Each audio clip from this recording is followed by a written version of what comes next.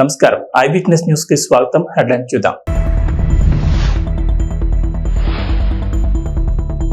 తెలంగాణ, ఏపీలో భారీ వర్షాలు. అల్పపీడనం ప్రభావంతో ఉత్తర కోస్తా జిల్లాల్లో విస్తారంగా కురుస్తున్న వర్షాలు.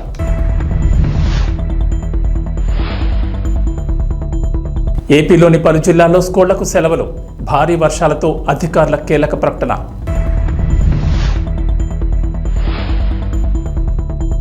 విద్యా వ్యవస్థలో సమూల మార్పులు. సరికొత్త విధానంతో ముందుకు వెళ్లాలని అధికారులకు ముఖ్యమంత్రి రేవంత్ రెడ్డి ఆదేశం.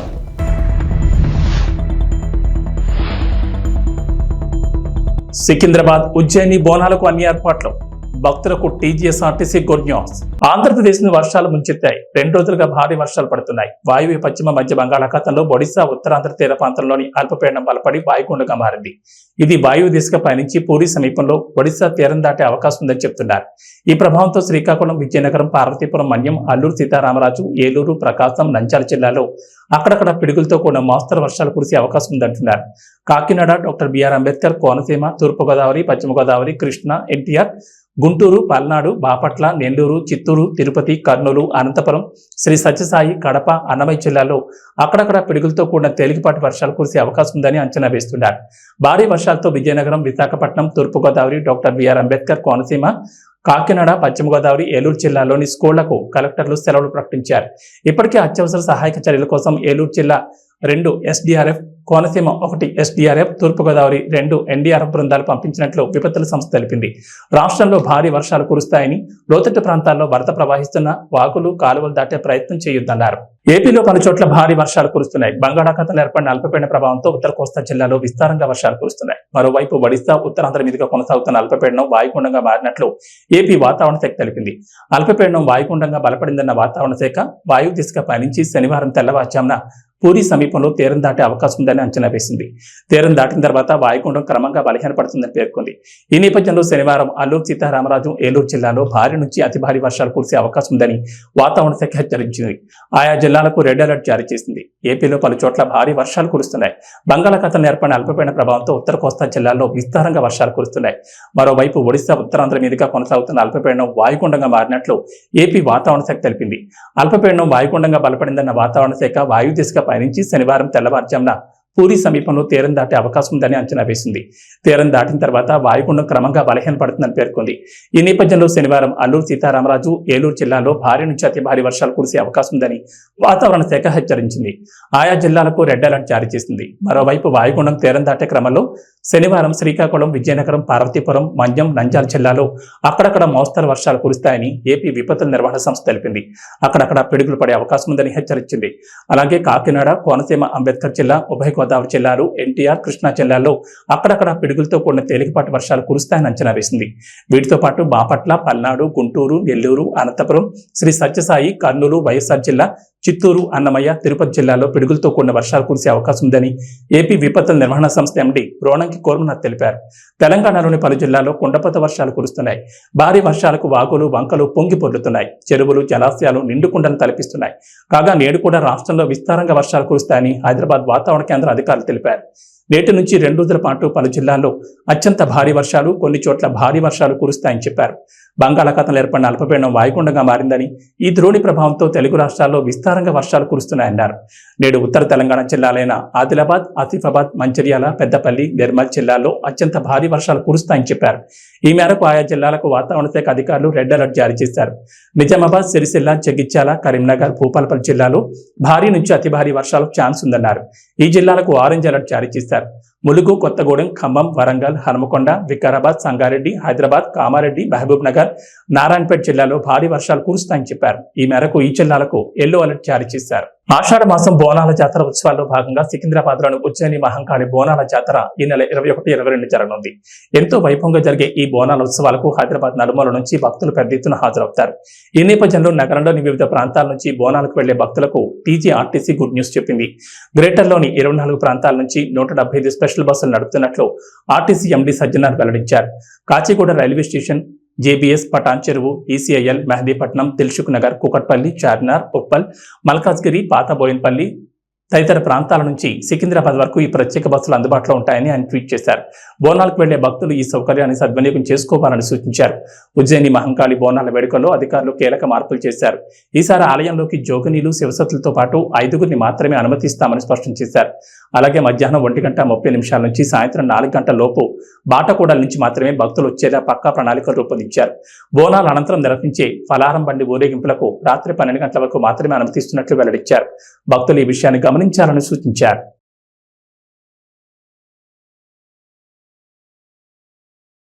ఆంధ్రప్రదేశ్ ముఖ్యమంత్రి నారా చంద్రబాబు నాయుడు కార్యదర్శిగా సీనియర్ ఐఏఎస్ అధికారి ఏవి రాజమౌళి నియమితులయ్యారు.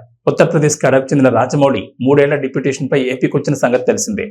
ఆయన ఉత్తరప్రదేశ్ ప్రభుత్వం గురువారం రిలీజ్ చేయగా ఆయన ఏపీ క్యాడర్లో శుక్రవారం రిపోర్ట్ చేశారు. ఆ వెంటనే సీఎంఓలో సీఎం కార్యదర్శిగా పోస్టింగ్ ఇస్తూ సీఎస్ నీరబ్ కుమార్ ప్రసాద్ ఉత్తర్వులు జారీ చేశారు.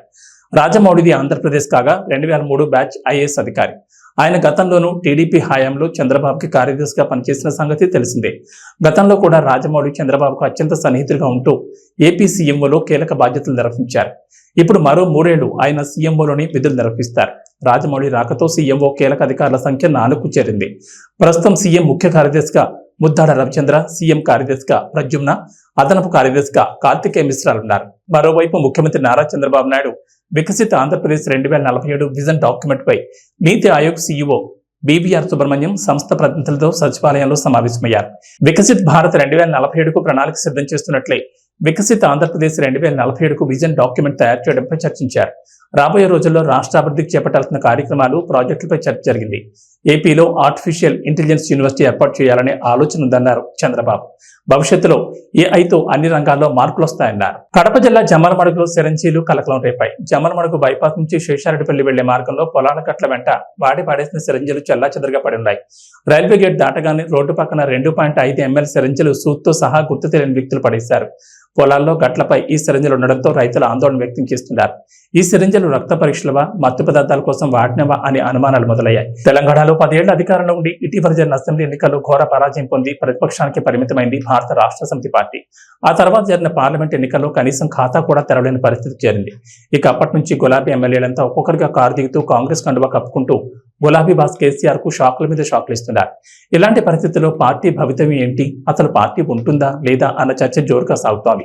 కాగా ఈ నేపథ్యంలోని దేశంలోని ప్రాంతీయ పార్టీలకు సంబంధించిన ఆదాయ వ్యయాలపై అసోసియేషన్ ఫర్ డెమోక్రటిక్ రిఫార్మ్స్ వెల్లడించిన తాజా రిపోర్ట్ విస్తుపోయే విషయాలను బయటపెట్టింది. దేశంలోని అన్ని ప్రాంతీయ పార్టీల కంటే ఎక్కువ ఆదాయం బీఆర్ఎస్ పార్టీదేనని ఏడీఆర్ రిపోర్ట్ వెల్లడించింది. 2022-23 ఆర్థిక సంవత్సరంలో బీఆర్ఎస్ కు ఏకంగా 737.67 కోట్ల ఆదాయం వచ్చినట్టు రిపోర్ట్ పేర్కొంది. ఆదాయం విషయంలో బీఆర్ఎస్ టాప్ లో ఉందని వెల్లడించింది. దేశంలోని ప్రాంతీయ పార్టీల ఫైనాన్షియల్ స్టేటస్ ను విశ్లేషించిన ఏడీఆర్ 57 పార్టీలకు గాను 39 పార్టీల ఆర్థిక స్థితిగతులను అంచనా వేసింది. ఇన్కమ్ విషయంలో బీఆర్ఎస్ టాప్ లో ఉండగా 2వ స్థానంలో తృణమూల్ కాంగ్రెస్ ఉన్నట్లు రిపోర్ట్ వెల్లడించింది. టీఎంసీ ఆదాయం 333.45 కోట్లు ఉందని తెలపగా డీఎంకేకు 124.35 కోట్లు ఇన్కమ్ వచ్చినట్లు ఏడీఆర్ పేర్కొంది. 39 ప్రాంతీయ పార్టీలకు మొత్తం 1740.48 కోట్లు సమకూరగా అందులో కేవలం 5 పార్టీలకే 1541.32 కోట్ల ఇన్కమ్ ఉన్నట్లు రిపోర్ట్ పేర్కొంది. మొత్తం ఆదాయంలో 88.56% ఈ 5 పార్టీలకే రావడం గమనార్హం. ప్రభుత్వ పాఠశాలల తీరుతెన్నులు మారాలని, విద్యా వ్యవస్థ సమూలంగా మారాలని తల్లిదండ్రులు ఎంతో కాలంగా కోరుకుంటారు. ఆ దిశగా రేవంత్ రెడ్డి నేతృత్వంలోని కాంగ్రెస్ ప్రభుత్వం కీలక చర్యలు చేపట్టింది. విద్యా వ్యవస్థను పటిష్టం చేసే దిశగా ముఖ్యంగా ప్రభుత్వ బడుల్లో బోధన విషయంలో సరికొత్త విధానంతో ముందుకు వెళ్లాలని అధికారులను ముఖ్యమంత్రి రేవంత్ రెడ్డి ఆదేశించారు. వచ్చే 3 ఏళ్లలో ప్రభుత్వ పాఠశాలను బలోపేతం చేసేందుకు అవసరమైన ప్రణాళికలను సిద్ధం చేయాలని విద్యాశాఖ ముఖ్య కార్యదర్శి బొర్రా వెంకటేశం ఇతర ఉన్నతాధికారులకు ముఖ్యమంత్రి సూచించారు. ఈ సందర్భంగా బొర్రా వెంకటేశం చేసిన పలు ప్రతిపాదనలను CM Revanth Reddy, deputy CM Bhatti Vikramarka ఆసక్తిగా ఉన్నారు. రాష్ట్రంలో సెమీ రెసిడెన్షియల్ స్కూల్స్ ఏర్పాటు చేసేందుకు ప్రతిపాదనలు సిద్ధం చేయాలని అధికారులను ముఖ్యమంత్రి రేవంత్ రెడ్డి ఆదేశించారు. విద్యార్థులు పాఠశాలకు చేరుకునేలా రవాణా సౌకర్యాలు సైతం కల్పించే విధానాలను కూడా సూచించారన్నారు. ప్రజాప్రభుత్వం ప్రతిష్టాత్మకంగా తలపెట్టిన ఇంటిగ్రేటెడ్ రెసిడెన్షియల్స్ కు సమాంతరంగా రాష్ట్రంలోని అన్ని నియోజకవర్గాల్లో సెమీ రెసిడెన్షియల్ స్కూల్ ఉండాలని సూచించారు. నెల్లూరు బారాషాహి దర్గాలో జరిగే రొట్టెల పండుగ సందర్భంగా స్వర్ణాల చెరువులో రాష్ట్ర పురపాలక శాఖ మంత్రి డాక్టర్ పొంగూరు నారాయణ రాష్ట్రాభివృద్ధి రొట్టెను పట్టుకున్నారు. ఆంధ్ర రాష్ట్రం బాగా అభివృద్ధి చెందడంతో పాటు ప్రజలందరూ సంతోషంగా ఉండాలని మంత్రి ఆకాంక్షించారు. నెల్లూరు బారాషాహి దర్గాలో జరుగుతున్న రొట్టెల పండుగలో ఎమ్మెల్యేలు Vemireddy Prashant Reddy, Somireddy Chandramohan Reddy, rural MLA Kotamreddy Sridhar Reddy, MP Vemireddy Prabhakar రెడ్డితో కలిసి నారాయణ పాల్గొన్నారు. ముందుగా మంత్రి నారాయణకి దర్గా కమిటీ చైర్మన్, సభ్యులు, ప్రజాప్రతినిధులు, అధికారులు ఘనస్వాగతం పలికారు. ఈ సందర్భంగా దర్గా ప్రాంగణంలో నారాయణ పర్యటిస్తూ భక్తులను ఎంతో ఆప్యాయంగా పలకరించారు. ఏర్పాట్లు ఎలా ఉన్నాయని భక్తులను ఆయన అడిగి తెలుసుకున్నారు. ఏర్పాట్లు చాలా బాగున్నాయని మంత్రికి భక్తులు తెలియజేయడంతో సంతోషం వ్యక్తం చేశారు. అనంతరం ఎమ్మెల్యేలు, ఎంపీ, టీడీపీ నేతలతో కలిసి మంత్రి నారాయణ రాష్ట్ర అభివృద్ధి రొట్టెను పట్టుకున్నారు. ఈ సందర్భంగా మంత్రి నారాయణ మీడియాతో మాట్లాడారు. బారాషాహి దర్గా రొట్టెల పండుగ ఈ నెల 17వ తేదీన ప్రారంభమైందన్నారు. వర్షాన్ని సైతం లెక్క చేయకుండా పండగకి భక్తులు అశేషంగా వస్తుండడం ఆనందంగా ఉందన్నారు. ఈ రోజు ఉదయం రాష్ట్ర ముఖ్యమంత్రి నారా చంద్రబాబు నాయుడు అమరావతి నుంచి వర్చువల్ గా పండగ ఏర్పాట్లను పరిశీలించడంతో పాటు భక్తులతో మాట్లాడడం జరిగిందన్నారు. 2014 ముందు బారాషాహి దర్గాలో డెవలప్మెంట్ పూర్తిగా చీరు అన్నారు. ఇదే స్వర్ణాల చెరువులో లారీలు, కార్లు, బస్సులు శుభ్రం చేసుకునేవారని గుర్తు చేశారు. 2014లో టీడీపీ ప్రభుత్వ అధికారంలోకి వచ్చాక నేను మంత్రిగా ఉన్నప్పుడు ఎంతో పవిత్రమైన ప్రదేశం బారాషాహి దర్గాని ముఖ్యమంత్రి చంద్రబాబుతో మాట్లాడి ఎంతో అభివృద్ధి చేశామన్నారు. ప్రధానంగా దర్గా ఆవరణలో మరుగుదొడ్లు, ఘాట్, భక్తులకి అనేక వసతులు ఏర్పాటు చేశామని తెలిపారు.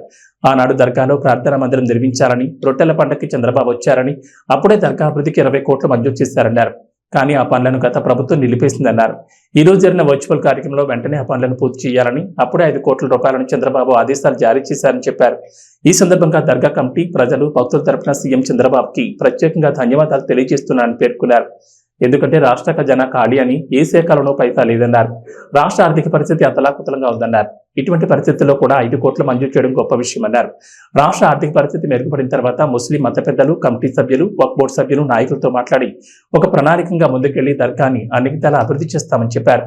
రొట్టెల పండగకి తెలుగుదేశం ప్రభుత్వమే రాష్ట్ర పండుగ చేసిందన్నారు. ఈ పండుగని ఇంటర్నేషనల్ పండుగ చేయాలని ముఖ్యమంత్రి ఆదేశించడం జరిగిందన్నారు. రొట్టెల పండుగపై భక్తులకు ఎంతో నమ్మకం ఉందన్నారు. వారి కోరికలు తీరడంతోనే ఏడాదికేడాది భక్తుల సంఖ్యలో గణనీయంగా పెరుగుతోందని తెలిపారు. తదనంతరం జిల్లా అధ్యక్షులు అబ్దుల్ అజీజ్, ఎమ్మెల్యేలు కోటమిరెడ్డి ప్రశాంత్ రెడ్డి, టీడీపీ రాష్ట్ర ప్రధాన కార్యదర్శి కోటమిరెడ్డి శ్రీనివాసులరెడ్డి, మాజీ మున్సిపల్ చైర్పర్సన్ తాళ్లపాక అనురాధలు ప్రసంగించారు.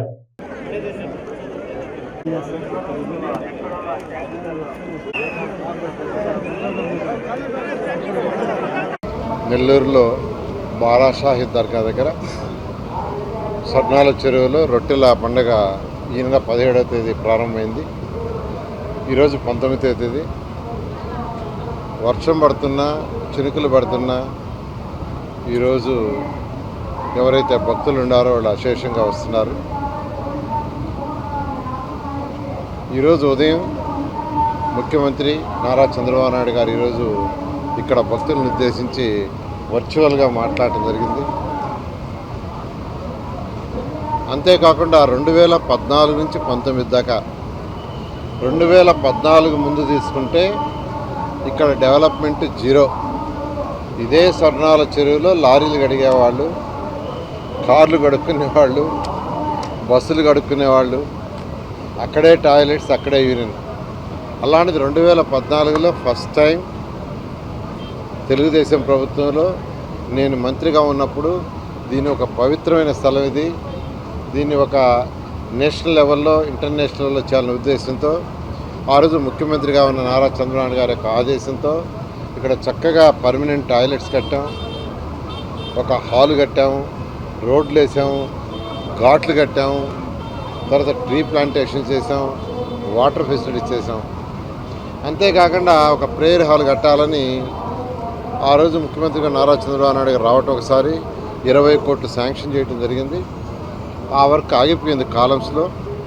అయితే ఈరోజు ముఖ్యమంత్రి గారు ఈరోజు యాక్చువల్గా ప్రజలను ఉద్దేశిస్తూ ఆ పని కంప్లీట్ చేయండి, వీలైనంత తొందరలో కంప్లీట్ చేయండి అని చెప్పడం, దానికి ఒక 5 కోట్లు యాక్చువల్గా శాంక్షన్ చేశారు. కాబట్టి బారాషాహి దర్గా కమిటీ మెంబర్స్ ఎవరున్నారు వాళ్ళ తరఫున, నెల్లూరు ప్రజలందరి తరఫున మొదట ముఖ్యమంత్రి గారికి ప్రత్యేకంగా ధన్యవాదాలు తెలియజేస్తున్నాను. ఎందుకంటే ఖజానా ఖాళీ, ఏ డిపార్ట్మెంట్లో కూడా పైసా లేదు, రాష్ట్ర ఆర్థిక పరిస్థితి అసలు అతలాకుతంగా ఉంది. ఇటువంటి పరిస్థితుల్లో కూడా ఇది ఒక రాష్ట్ర పండుగగా తెలుగుదేశం 2014-19 చేసింది. దీన్ని ఒక ఇంటర్నేషనల్ సెంటర్గా చేయాలి అని ఈరోజు ముఖ్యమంత్రి గారు ఆదేశించారు. దీని ఈరోజు ఈ రాష్ట్రం నుంచే కాకుండా ఇతర దేశాల నుంచి కూడా వస్తున్నారు. దీన్ని ఇంకా బాగా పాపులర్ చేయాలి. ప్రజలకు ఎక్కువ నమ్మకం, రొట్టెలు పట్టుకోవటం, రొట్టెలు వదలటం. ఇది 414 సంవత్సరాల పైగా చరిత్ర కలిగింది. ఒకరు రొట్టె వదిలితే మరొక రొట్టె పట్టుకుంటారు. వాళ్ళ కోరిక తీరిన తర్వాత వచ్చి మళ్ళీ రొట్టె వదులుతారు. అలాంటి అంటే సంవత్సరం భక్తుల సంఖ్య పెరుగుతుందంటే వాళ్ళు అనుకున్నవి జరుగుతున్నాయి, వాళ్ళ కోరికలు నెరవేరుతున్నాయి, ఆ నమ్మకం పెరుగుతుంది. అందుకనే దీన్ని ఒక ఇంటర్నేషనల్ సెంటర్గా డెవలప్ చేయండి, స్టేట్ లెవెల్ ఫంక్షనే కాదని ఈరోజు ముఖ్యమంత్రి గారు ఆదేశించారు. ఖచ్చితంగా ఖజానా అనేది కొంత సెటరైట్ అయిన తర్వాత ఈ పరిసర ప్రాంతాలను ఎలా చేయాలి, ఏం చేయాలనేది మళ్ళీ ముఖ్యమంత్రి గారితో కూర్చొని ఇక్కడ ఉన్న నాయకులు ముస్లిం సోదరులతో కూడా కూర్చొని డిస్కస్ చేసి, వర్క్ బోర్డు అధికారులతో కూర్చొని డిస్కస్ చేసి దీనికి ఒక ప్లాన్ ఆఫ్ యాక్షన్ చేయడం జరుగుతుంది. ఆ ప్లాన్ ఆఫ్ యాక్షన్ ప్రకారం దీనికి ముందుకు పోవడం జరుగుతుంది. ఖచ్చితంగా ఈరోజు నెల్లూరులోని ముఖ్య నాయకులైనటువంటి ఈరోజు ఎంపీ గారు వేమిరెడ్డి ప్రభాకర్ రెడ్డి గారు, వారు మిసెస్ కోవూరు ఎమ్మెల్యే గారు, మరియు చంద్రమోహన్ రెడ్డి గారు, మరియు రూరల్ ఎమ్మెల్యే, తర్వాత అజీజ్ ఎక్స్ మేయరు, తర్వాత ఎక్స్ నుడా చైర్మన్ మన శ్రీనివాసరెడ్డి, ఎక్స్ చైర్పర్సన్ అనురాధ, అందరం కలిసి ఈరోజు యాక్చువల్గా ఈ రొట్టెల పండుగలో ఇప్పుడే యాక్చువల్గా పోవటం, రొట్టె పట్టుకోవడం జరిగింది. మేమంతా పట్టుకున్న రొట్టె రాష్ట్ర అభివృద్ధి, ఈ రాష్ట్రం బాగా అభివృద్ధి చెందాలి. ఈరోజు అదే ముఖ్యమంత్రి గారు కూడా చాలా క్లారిటీగా చెప్పారు, మీరందరూ రాష్ట్రం బాగా అభివృద్ధి చెందాలి, రాష్ట్ర ఖజానా బాగా నిండాలి, మళ్ళీ ఆ ఖజానా నుంచి పేద ప్రజలకు కొంత సొమ్ము వచ్చేటట్టుగా, అదేవిధంగా డెవలప్మెంట్కి కొంత అలాట్ చేసేటట్టుగా, రాష్ట్ర ఖజానా డెవలప్ అయ్యేటట్టుగా, రాష్ట్రం అన్ని విధాలుగా అభివృద్ధి అయ్యేటట్టుగా, అన్ని వర్గాల ప్రజలు డెవలప్ అయ్యేటట్టుగా మీరు రొట్టె పట్టుకోండి చెప్పడం జరిగింది. దాని మీద ఈరోజు మేము నాయకులందరం యాక్చువల్గా ఈరోజు ఇప్పుడే రొట్టె పట్టుకొని ఇక్కడికి వచ్చాం. ఒక్కటే ఆ అల్లా దయ వల్ల ప్రతి ఒక్కరూ సుఖ సంతోషం ఉండాలని, సకల ఐశ్వర్యాలు కావాలని కోరుకుంటున్నాను. Thank you. భద్రాచలం వద్ద గోదావరి వరద స్వల్పంగా పెరుగుతోంది. ఎగువ ప్రాంతాల్లో కురుస్తున్న ఎడతెరిపిలేని వర్షాల కారణంగా వరద నీరు గోదావరిలో చేరుతుండటంతో శుక్రవారం మధ్యాహ్నం 12 గంటల సమయానికి భద్రాచలం వద్ద 25.3 అడుగులకు నీటి మట్టం చేరుకుంది. నేటి సాయంత్రానికి 30 అడుగులు చేరుకునే అవకాశం ఉందని అంచనాలు వేస్తున్నారు అధికారులు. అప్రమత్తంగా లోతట్టు ప్రాంత వాసులు అప్రమత్తంగా ఉండాలని అధికారులు సూచిస్తున్నారు.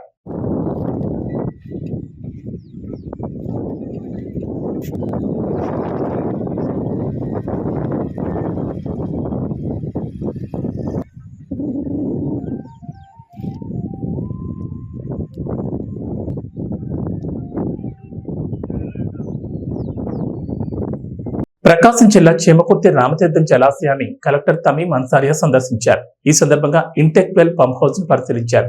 జలాశయంలో నీటి లభ్యత, నీటి సరఫరా తదితర అంశాలను ఇరిగేషన్ శాఖ అధికారులు కలెక్టర్ వివరించారు. ఆడుగంట జలాశయానికి సాగర్ జలాలు సోమవారం సాయంత్రానికి చేరుకుంటాయని చెప్పారు. జలాశయం గురించి సవివరంగా కలెక్టర్ అధికారులను అడిగి తెలుసుకున్నారు. ఈ కార్యక్రమంలో RWS SE Marda Ali, irrigation SE Muralikrishna, Abud Aleem, engineering అధికారులు పాల్గొన్నారు. చాలా కష్టం. మున్సిపల్ కార్పొరేషన్ ఇది లైఫ్ టౌన్లో గ్రౌండ్ వాటర్ మీదనే ఉన్నాయి. వాటర్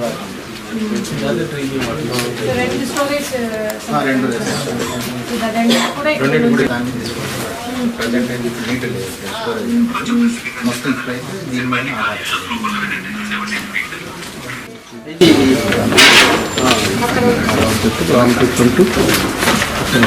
అనుకున్నాం కదా. జిఎల్పిఆర్ అక్కడ రా వాటర్ స్టోర్ చేసుకొని మన గ్రావిటీలో కొండేపికి వస్తాయి. అక్కడ ట్రీట్మెంట్ అయిన తర్వాత మనం 28 సో కనిగిరి పక్కన కందుకూరు కూడా నుంచి మీరు ఎంత ఇది ఇప్పుడు ఒంగోలు టౌన్కి అక్కడ నుంచి 5,000 లీటర్స్ 1.18 డిఫరెంట్ లొకేషన్స్. ఫస్ట్ అది అప్కమింగ్ స్కీమ్స్.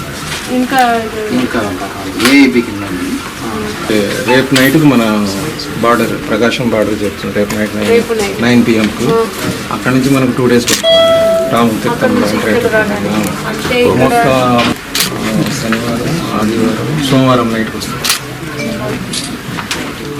మామూలుగా 0.9 మేడం. అంత ఎఫ్ఆర్ఎల్ వచ్చేసి 85 ఇది మేడం సిస్టమ్. ఇది వచ్చేసి బైక్ ఆర్డర్ సిస్టమ్. దీని కింద అప్ స్ట్రీమ్ వచ్చేసి 2 drinking water tanks non notified ఉన్నాయి. తర్వాత downstream of Ramatheertham balance reservoir వచ్చేసి మన వీఆర్ ఇది 4 gates 160 cubics డిశ్చార్జ్. 4 gates ఇది ఓపెన్ ఛానల్ కొన్ని దగ్గర లైనింగ్ ఉంది, మోస్ట్ ఆఫ్ ది లైనింగ్ ఉంది. అక్కడ బట్ ఇటువైపు అయితే లైనింగ్ ఇటువైపు లైనింగ్ చేశారు కానీ most of the bed is unlined. That's why it takes 2 days for the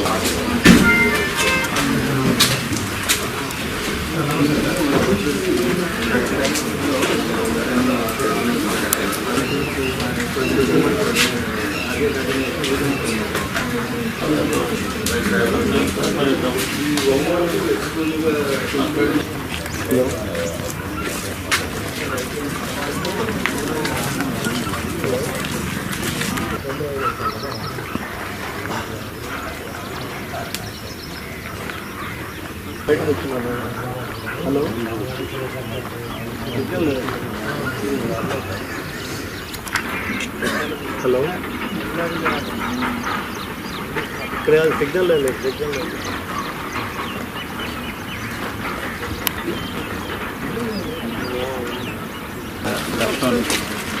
soil erode కాదు, బండ్ ఎరోడ్ కాదు. సైడ్ లైనింగ్ ఇది అన్ని కూడా ఈ ప్రాజెక్ట్ భాగంలోనే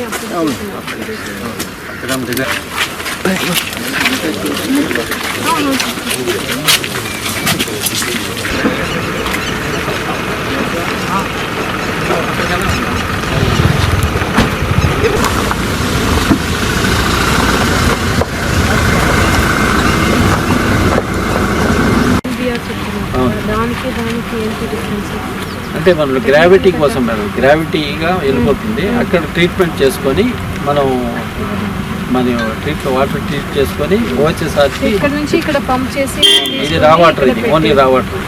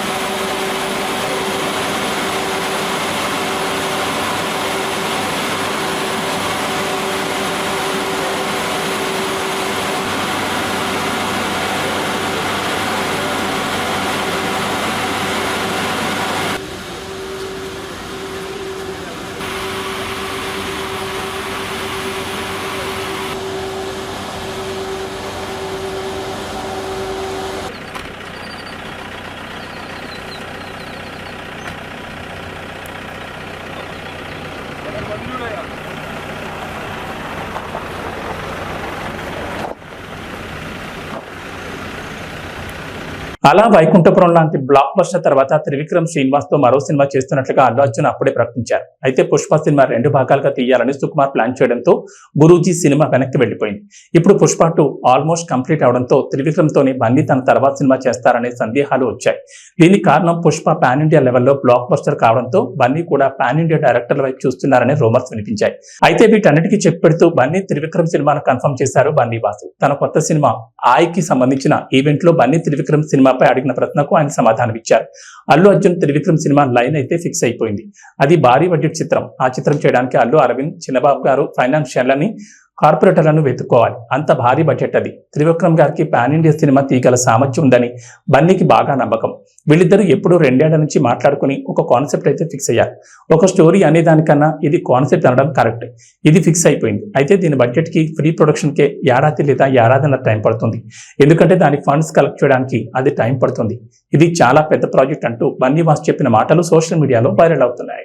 దిగ్గజ క్రికెటర్ మహేంద్ర సింగ్ ధోనిని ఓ పాక్ జర్నలిస్ట్ తమ దేశ క్రీడాకారుడు మహమ్మద్ రిజ్వాన్ తో పోల్చడంపై మాజీ క్రికెటర్ హర్భజన్ సింగ్ తీవ్ర ఆగ్రహం వ్యక్తం చేశాడు. వీళ్ళిద్దరిలో గొప్ప ఆటగాడు ఎవరంటూ సదరు జర్నలిస్ట్ ధోని రిజ్వాన్ ఫోటోలను షేర్ చేశాడు. దీనిపై హర్భజన్ సింగ్ తీవ్ర ఆగ్రహం వ్యక్తం చేశాడు. ఎక్కువ అనుభవం లేని ఆటగాడిని ధోనితో పోల్చడం సరైంది కాదని విమర్శించాడు. రిజ్వాన్ బ్యాటింగ్ సత్తాను తక్కువ చేయనని, ధోనితో సరితూగే ప్లేయర్ మాత్రం కాదని స్పష్టం చేశాడు. ఈ రోజుల్లోనూ ఇలాంటి చెత్త ప్రశ్నలు అడగడం దారుణం. రిజ్వాన్ కంటే ధోని చాలా ముందున్నాడు. ఇందులో ఎలాంటి అనుమానం అక్కర్లేదు. నిజాయితీగా సమాధానం ఇవ్వాలి. రిజ్వాన్ ఆటను నేను కూడా ఇష్టపడతా. నిబద్ధతతో ఆడేందుకు ఎల్లవేళలా ప్రయత్నిస్తాడు. అయితే ధోనితో రిజ్వాన్ ను పోల్చడం తప్పు. ఇప్పటికే ప్రపంచ క్రికెట్ లో అతనే నెంబర్ 1. వికెట్ల వెనుక అత్యంత చురుగ్గా వ్యవహరించిన వికెట్ కీపర్లు చాలా అరుదు. ఈ జాబితాలో ధోనినే టాప్ అని హర్భజన్ సింగ్ అన్నారు. AB bulletin session. నమస్కారం.